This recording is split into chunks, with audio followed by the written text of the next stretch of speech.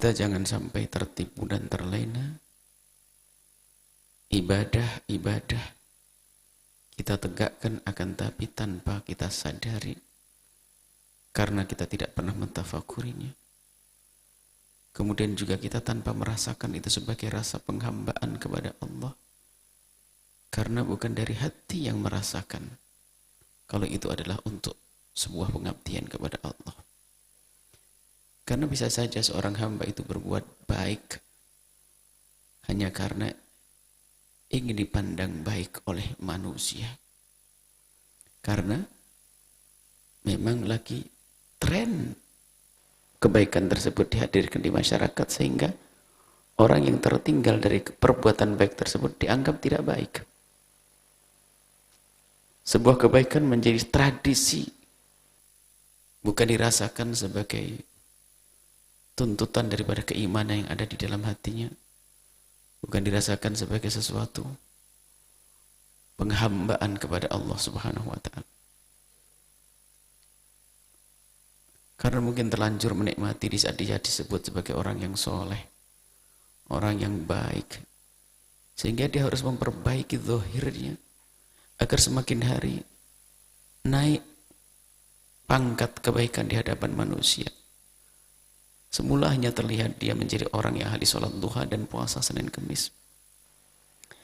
Akan tapi di malam Ramadan dia juga nggak mau ketinggalan. Karena orang pada disanjung dan disanjung kalau dia bisa berbuat baik dengan ibadah di malam hari.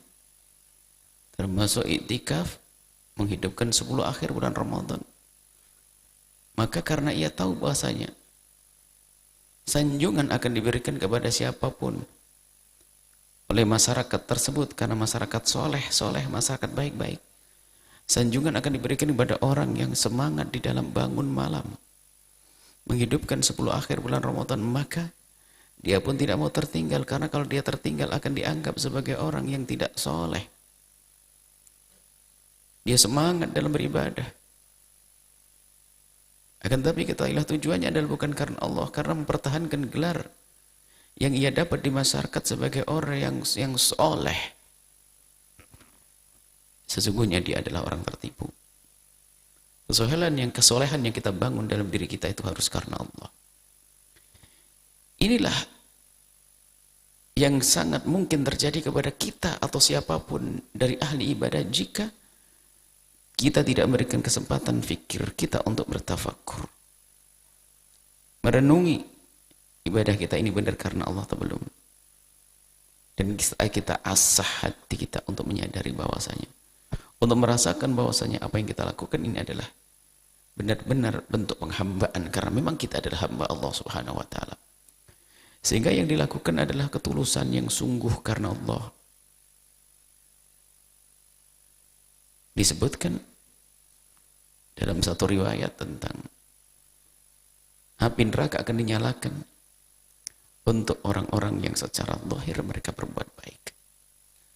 Di ahli ilmu, ahli Al-Quran, orang yang terlihat di mata manusia, ahli jihad di jalan Allah. Yang ketiga adalah manusia yang di hadapan masyarakatnya adalah orang yang sangat senang berderma. Dermawan, pahlawan, kemudian yang seorang ustadz atau juru agama, juru dakwah. Di hadapan Allah ditanya, untuk apa kau lakukan itu semuanya? Yang punya ilmu Al-Quran, ilmu agama, ustadz, dia berkata, untukmu ya Allah. Tapi Allah mendustakan, kadzibta, kau dusta.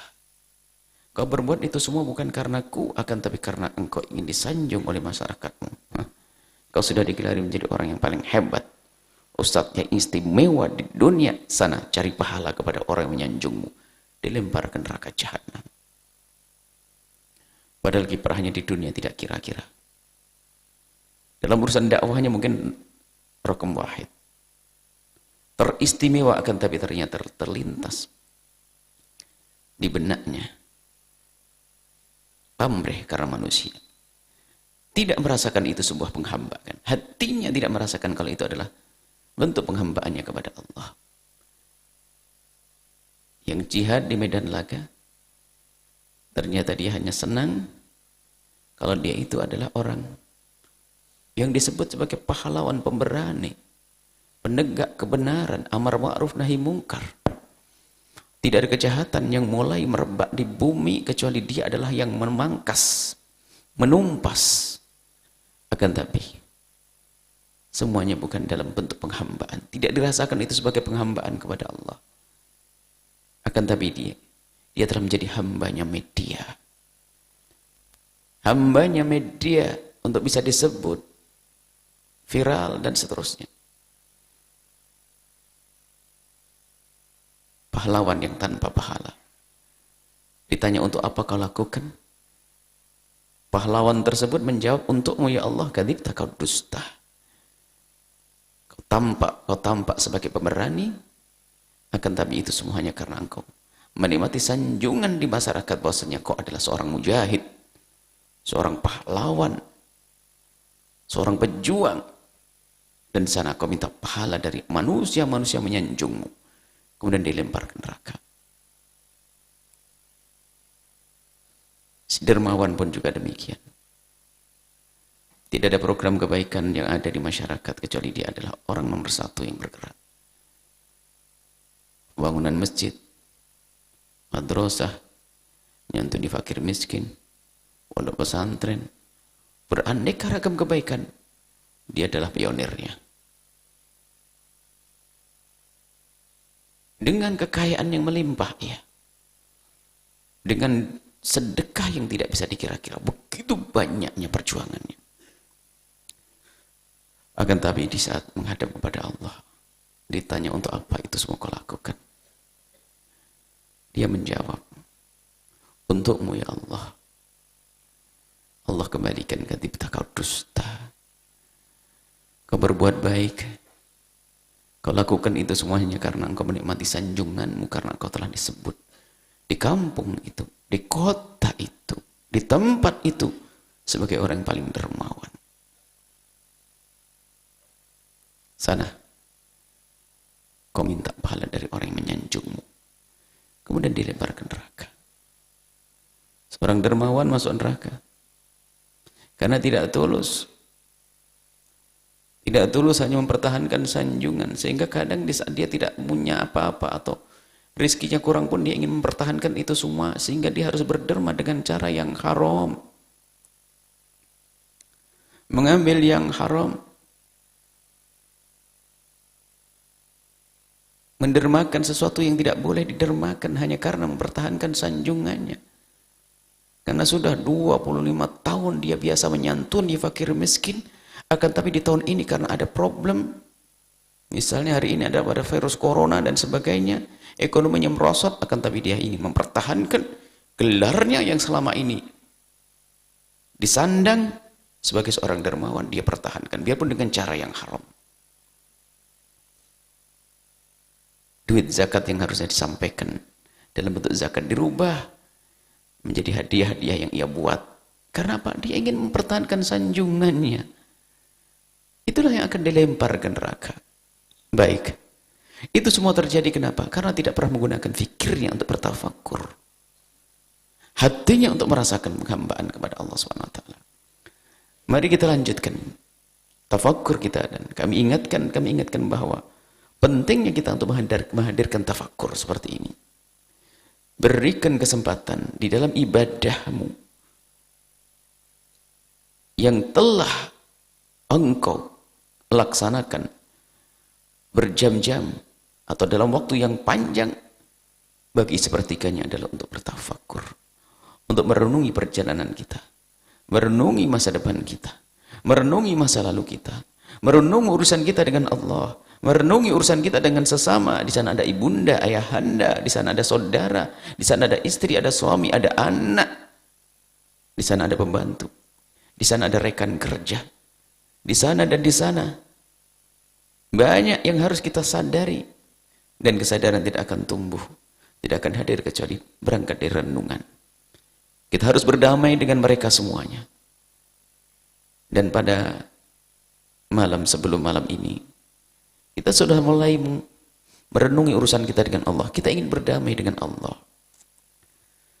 menghadirkan kesadaran akan kekurangan kita dalam mengabdi kepada Allah, menghadirkan kesadaran dalam diri kita akan dosa-dosa yang kita lakukan dengan anggota tubuh kita, mata kita. Dan mari kita lanjutkan malam ini, kita urusan dengan Allah harus kita beresi. Di antaranya adalah ibadah yang sudah kita lakukan, kadang tanpa disadari adalah ibadah yang dibarengi dengan kemaksiatan. Ibadah yang dibarengi kemaksiatan. Melakukan ibadah akan tapi dengan baju yang haram. Pergi ke tempat ibadah dengan mobil yang haram. Bahkan mungkin seorang bapak memberikan nafkah untuk putranya yang menuntut ilmu Al-Quran, ilmu agama, akan tapi dengan nafkah yang haram. Mau kemana? Mau menuju kepada Allah, innallaha thayyib, Allah maha bersih. Tidak akan menerima sesuatu dengan kotor yang kotor, tidak. Maka mari kita benahi bekal kita untuk menuju kepada Allah. Seperti jasad kita di saat kita mau melakukan sholat, harus kita bersihkan dengan berwudu. Dan kadang dengan mandi besar, bersihkan ini semuanya. Begitu juga perilaku-perilaku. Bekal-bekal yang kita gunakan untuk ibadah, jangan sampai kita cuek, yang menjadikan sebab amal kita tidak diterima. Bahkan mungkin kita menyanjung, kita memanjatkan doa dengan panjatan, dengan doa yang banyak, kita panjatkan dengan serius, memenuhi syarat-syarat dikabulnya doa, kekhusyuan dihadirkan di tempat yang baik, di waktu yang tepat. Akan tapi malbasuhu haram, wa mat'amuhu haram, masrabuhu haram, makanannya haram, minumannya haram, pakaiannya haram, kendaraannya haram, tempatnya haram. Anna yustajabu lidzalik, gimana akan dikabul doanya orang yang seperti itu? Kata baginda Nabi, tidak dikabul, padahal doanya sudah memenuhi syarat dikabul. Tidak tampak kalau dia tidak khusyuk. Karena tubuhnya, badannya, karena pakaiannya compang-camping. Tampak dengan kesederhanaannya. Dan dia dengan ilhah menadahkan tangan dan berkata, Ya Rabb, Ya Rabb, Ya Rabb, serius dalam memohon. Akan tapi tidak dikabul doanya oleh Allah. Kenapa? Makanannya haram, minumannya haram. Dan alangkah banyaknya dari kita yang terlena. Kita hanya mendengar seruan syaitan untuk melakukan kebaikan dari dalam bentuk amal baik dari sujud rukuk. Akan tapi lupa puasanya. Kita tidak menghindar dari keharaman. Tidak menghindar dari keharaman. Maka dari itu mari malam ini kita berbenah. Urusan bekal kita di dalam ibadah. Karena ibadah menuju kepada Allah, jangan sampai kita menggunakan baju najis, baju kotor secara maknawi. Karena tidak jelas dari mana kita dapat baju tersebut. Mari kita renungi itu semuanya. Kita bukan ingin disanjung manusia. Dan kalau kita bicara tentang ikhlasan adalah ketulusan di dalam hatinya, ada hubungannya dengan pakaian haram.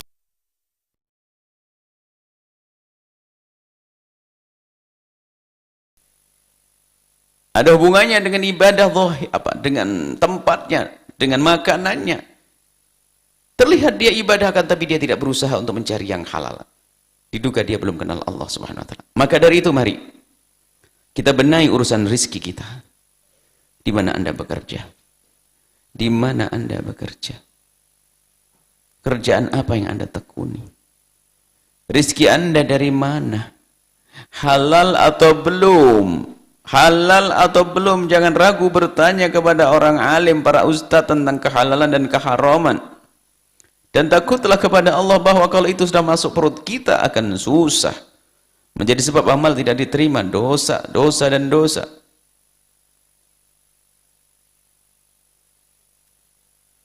Bisnis Anda, bersihkan. Anda akan menuju kepada Allah. Jangan sampai kita menjadi orang munafik yang didustakan oleh Allah di akhirat nanti. Kadzibta, kau dusta, dusta, dusta. Kelihatannya rajin ibadah kan, tapi ternyata benar ingin disanjung manusia. Ditandai bahwasanya semua perabot-perabot, perangkat-perangkat, bekal-bekal untuk beribadah tidak diridhai oleh Allah. Maka mari kita semuanya kembali kepada diri kita, usaha kita, kerjaan kita harus halal. Harus halal. Dan halal itu mudah, jaminan dari Allah. Tidak ada yang melata, tidak ada yang di atas bumi ini kecuali sudah dijamin rizkinya oleh Allah. Wa ma min dabatin fil ardi illa 'ala Allahi rizquha. Tidak ada yang melata di atas bumi ini kecuali sudah dijamin oleh Allah rizkinya. Cicak yang ada di tembok-tembok pun dia tidak pernah bingung urusan rizkinya. Bagaimana dengan kita sebagai manusia yang waqad karramna bani Adam, yang telah dimuliakan oleh Allah Subhanahu wa taala. Akan tapi yang menjadi susah adalah angan-angan kita, ambisi kita, tamak kita, kerakusan kita. Mudah mencari halal. Tidak susah mencari yang halal, yang merepotkan adalah tamak kita. Gaya hidup saja harus diatur oleh orang, kita harus mengikuti gayanya si manusia, bermobil, rumah mega, dengan baju model tertentu. Gaya hidup kok diatur oleh orang lain. Atur gaya hidupmu dengan keimananmu. Jangan memaksakan dengan gaya hidup sehingga menjadikan kita susah mencari yang halal. Karena sudah terbiasa dengan mobil mewahnya. Karena sudah terbiasa dengan hidup wahnya. Sementara dia ada kerinduan untuk mendekat kepada Allah. Tapi hawa nafsunya untuk menuruti gaya hidup ini tidak pernah dipangkas, maka dia beribadah di satu sisi, tapi dia masih tetap mempertahankan gaya hidupnya, biarpun dengan cara yang haram. Sehingga dia susah meninggalkan pekerjaan yang haram. Rizki yang haram, yang ada riba dan yang lainnya, tidak bisa ditinggalkan. Kenapa? Mengikuti gaya hidup manusia. Gaya kesombongan. Yang sudah menguasai dirinya sehingga dia susah meninggalkan itu semuanya. Padahal kalau itu pangkas tamaknya, dipangkas kerakusannya, dipangkas dengan gaya kesederhanaan begitu mudahnya. Akan tapi ternyata setan tidak mau. Kalau kita masuk surga, ingin dipertahankan. Tidak. Pertahankan dengan gaya hidupmu. Dan beribadahlah, itu kata setan. Beribadahlah, kata setan. Pertahankan gaya hidupmu. Sehingga gaya hidupnya tetap gaya hidup mewah, biarpun dengan yang haram. Di sisi lain beribadah. Ibadah model apa? Nggak akan diterima oleh Allah. Maka benahilah urusan usahamu, wahai hamba Allah. Hentikan kerinduan sanjungan dari manusia. Lebih baik Anda tidak berderma untuk sementara, kemudian Anda membenahi usaha Anda, itu lebih istimewa daripada keharaman tetap Anda jalankan lalu terlihat di hadapan manusia Anda jago berderma.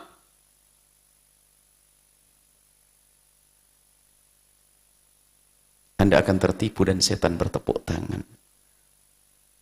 Karena kita merasa sebagai ahli ibadah, akan tapi ternyata amal kita tidak ada yang nyampe. Karena keharaman sudah biasa dengan kita. Dimakan anak-anak kita haram.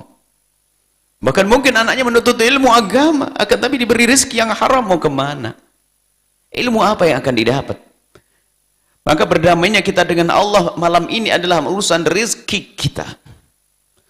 Jangan malu dengan pekerjaan yang halal, biarpun di mata manusia seolah-olah adalah pekerjaan yang rendah. Kita bukan ingin dipandang oleh manusia. Kita ingin dipandang oleh Allah.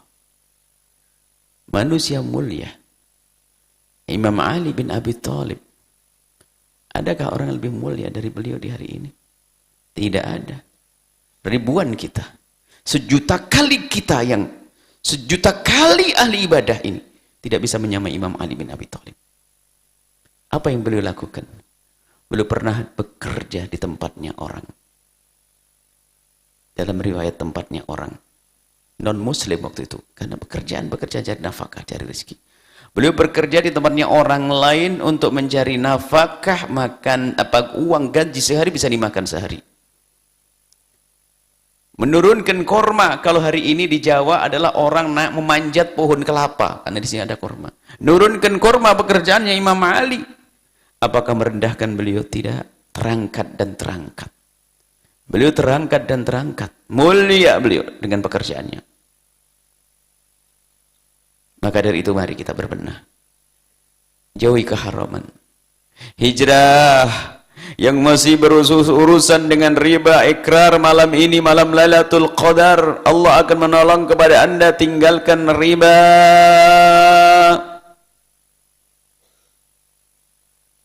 Takutlah kepada Allah. Jangan biasa memaksakan diri urusan dunia ini. Kadang ketidakmampuannya memaksakan diri untuk bisa menyekolahkan anaknya dengan biaya mahal hanya agar dibilang dia orang kaya, tersiksa dia dengan keharaman pada akhirnya. Prestis. Dia capek. Urusan ekonominya macet. Cuman terlanjur dia selama ini sudah dikenal masyarakat, anaknya sekolahnya di tempat sekolah yang mahal-mahal, memaksakan dia menyekolahkan anaknya di tempat tersebut. Di sisi lain dia melakukan yang haram. Mau dibawa kemana anak itu? Kendaraan pun juga demikian, karena selama ini sudah biasa pakai kendaraan. Di saat diuji Allah dengan kekurangan, padahal Allah yang mengangkat dia dengan kesabaran, sesaat setelah itu akan diangkat di dunia dan di akhirat. Dia tidak sabar, sedikit ekonomi merosot, tetap malah melakukan yang haram. Hanya mempertahankan gaya hidupnya tadi, prestisnya, pandangan manusia. Mobilnya nggak jelas, mobil haram, dipakai untuk itikaf, dipakai untuk beribadah. Mau kemana? Mari kita sadari, usaha halal, jualan teh halal lebih istimewa daripada harus bekerja di bawah terik matahari di sawah. Yang halal jauh lebih bagus daripada di ruangan ber-AC tapi yang haram. Ini perlu menghadirkan renungan semacam ini. Harus berani kalau kita ingin mencari ridha Allah. Gaya pandangan manusia, lihat. Di mana anak kita sekolah, jangan hanya urusan prestis, sekolahnya mahal kita tidak mampu. Baju gaya mahal, sementara kita tidak mampu. Beli yang sederhana. Bagaimana baju Nabi sampai beliau wafat dikatakan baju beliau adalah baju kain yang paling kasar beliau pakai. Apakah beliau tidak punya sesuatu? Tidak ada yang memberi. Banyak yang memberi. Bahkan ada baju diberikan kepada Nabi, baju bersulam emas dan bermacam-macam baju diberikan, tapi Nabi tidak menggunakan. Karena apa? Nabi tidak membiasakan, tidak memberikan contoh untuk umatnya dengan kesombongan. Bagaimana kita? Dan mari kita semuanya merenungi diri kita sendiri. Jangan hanya mempertahankan gelar di depan manusia. Gelar kesolehan di depan manusia ini adalah bentuk yang halus, sesuatu yang halus yang menghancurkan amal kita. Sanjungan manusia digelari sebagai orang soleh, ahli ibadah, jago puasa, ahli bangun malam, ahli sedekah, ahli Masya Allah. Tidak ada kebaikan kecuali dilakukan. Tapi itu sanjungan dari manusia. Urusan kita dengan Allah Jalla Jalaluh. Jangan gengsi dengan kesederhanaan. Selamat tinggal dengan kesombongan. Agar kita mudah untuk menggapai yang halal. Makan apa adanya, ketahuilah urusan kita dengan Allah. Manusia mulia Imam Abu Hurairah hidupnya selama hidupnya adalah fakir, tidak pernah mempunyai apa-apa. Bahkan baginda Nabi pun kadang sehari kenyang, sehari lapar. Imam Ali bin Abi Thalib dengan keluarga beliau pernah 3 hari 3 malam tidak makan. Dan kita pun tidak sampai seperti itu, insya Allah masih ada makan. Akan tapi kenapa hidup sekarang kok seperti susah sekali? Karena tamak kita dan kita diatur oleh gaya hidupnya orang lain. Kalau kita kembali kepada hidup 20 tahun yang lalu, 15 tahun yang lalu, begitu sederhananya hidup. Makan sangat sederhana. Ternyata hari ini ada orang yang berkata-katanya susah makan. Bagian susah makan, satu orang pakai telur 3. Dulu satu telur dibagi 4. Makan dengan sangat sederhana di hari itu. Baju dengan sederhananya. Kalau ada baju robek dijahit waktu itu, hari ini baju robek sedikit dibuang. Sadari bahwasanya kita sudah masuk wilayah kesombongan. Memang kita tidak boleh berpura-pura memaksakan dengan baju compang-camping, itu bukan sebuah kebaikan juga. Kadang orang sombong dengan gaya kesederhanaan juga ada. Biasa saja. Akan tapi di saat kita ada kekurangan, jangan ragu menggunakan sesuatu yang sangat sederhana. Di saat diberi kecukupan, nggak perlu kita baju dirobek-robekin, nggak perlu biar dilihat oleh orang kita orang yang sufi, kita orang yang tawadhu, nggak perlu itu juga. Akan tapi yang wajar saja. Tapi di saat ternyata rizki ada kekurangan, jangan malu dengan kesederhanaan. Jangan malu dengan kesederhanaan. Yang mandang Allah. Kita bukan ingin dipandang manusia. Ini yang perlu kita hadirkan dalam renungan ini. Tujuannya apa? Agar ibadah-ibadah yang kita lakukan itu tidak sia-sia. Kehalalan dalam urusan rezeki. Mari kita peduli kehalalan. Atur cara makan kita. Atur cara makan kita. Biasakan dengan sederhanaan. Mungkin kita harus menanak nasi dan diri sendiri. Lebih sehat, lebih murah, lebih sederhana. Pakaian kita sederhana. Nggak perlu kita gaya sombong. Kalau diberi oleh Allah, itu pun kita tidak boleh berlebihan. Kita nikmati. Diberi kendaraan, diberi mobil oleh Allah, kita nikmati, kita gunakan untuk ibadah. Tapi di saat belum punya, tidak perlu memaksakan kita dengan cara yang haram untuk beli mobil misalnya. Alasannya kata setan untuk beribadah. Beli mobil biar enak bisa ngaji bareng sama keluarga, enak didik anak. Itu bisikan setan, akhirnya beli mobil dengan cara yang haram. Dan alangkah banyaknya manusia seperti ini. Dan Anda bukan mereka, insya Allah. Anda adalah orang-orang yang dipilih oleh Allah.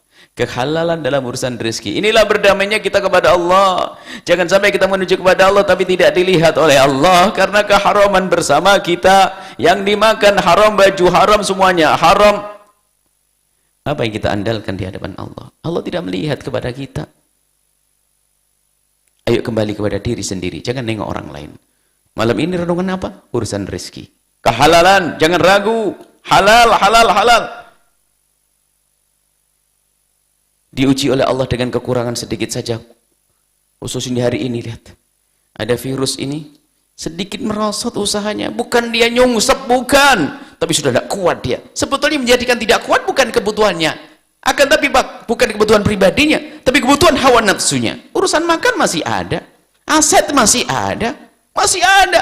Cuman karena ambisinya. Dianggap merosot, pemasukannya berkurang.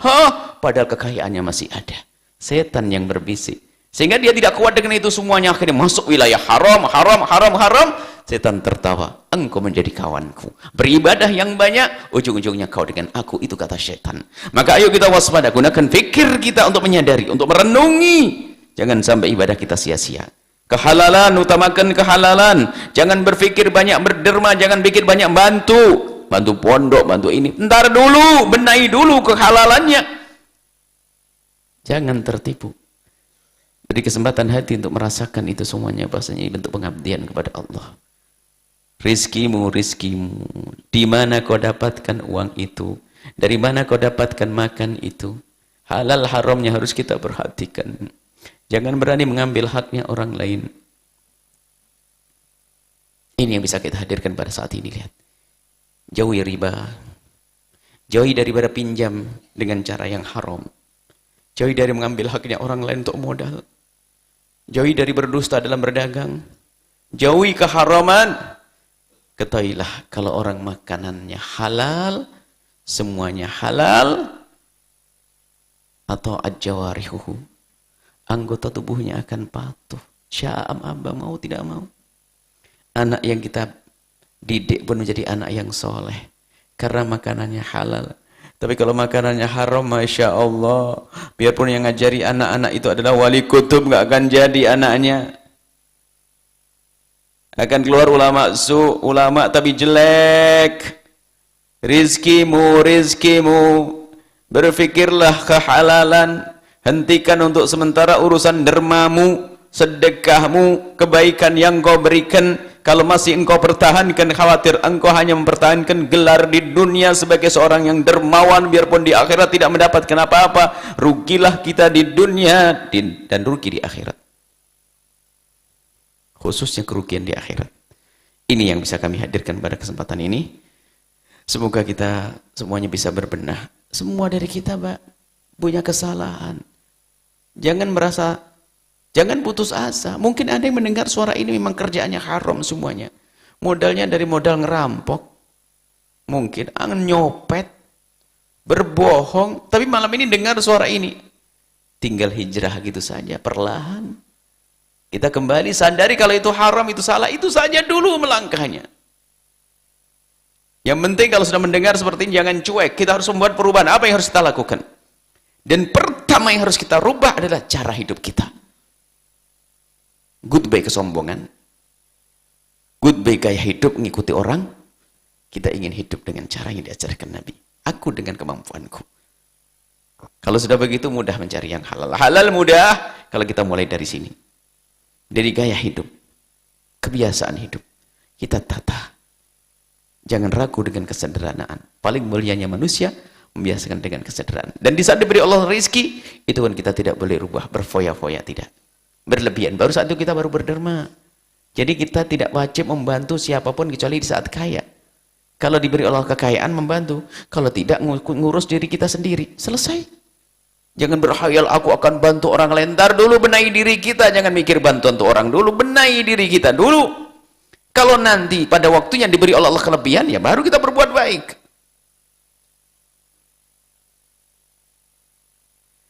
Semoga Allah mengampuni kita semuanya. Yang masih berkecimpung dalam keharaman, semoga malam ini adalah malam hijrahnya. Menuju yang halal. Yang punya anak di pondok pesantren, belajar agama atau ilmu apapun yang selama ini diberi nafkah dengan cara yang haram. Ayo kita berpikir, esok hari kita tidak akan beri mereka kecuali yang bersih dan bersih dan bersih. Yang dimakan anak-anak kita, yang dimakan istri kita, baju yang kita pakai, semua rumah kendaraan bersih. Hijrah perlu proses. Dan bermacam-macam orang. Kemampuan dalam berhijrah, intinya niat dulu untuk kembali kepada Allah. Tuntasnya, mungkin esok hari bisa langsung tuntas, mungkin minggu depan, mungkin bulan depan. Mungkin baru beres kita terlepas dari riba di tahun yang akan datang. Mungkin. Yang penting sudah kita mulai malam ini. Malam ini kita mulai ikrar niat untuk meninggalkan semua kemaksiatan. Keharaman dalam urusan rezeki tersebut. Baru nanti setelah itu, kita bisa bicara yang lainnya. Kita bisa bicara tentang derma. Kita bicara tentang bagaimana membantu orang lain. Kita bicara tentang bagaimana bekti kepada orang. Bagaimana kita sujud dan seterusnya. Kalau sudah bekal ini adalah kita beresi. Ini saja. Semoga Allah mengampuni kita semuanya. Setelah Anda menyaksikan video ini, jangan lupa berselawat kepada baginda Nabi Muhammad sallallahu alaihi wa alihi wa sahbihi wasallam.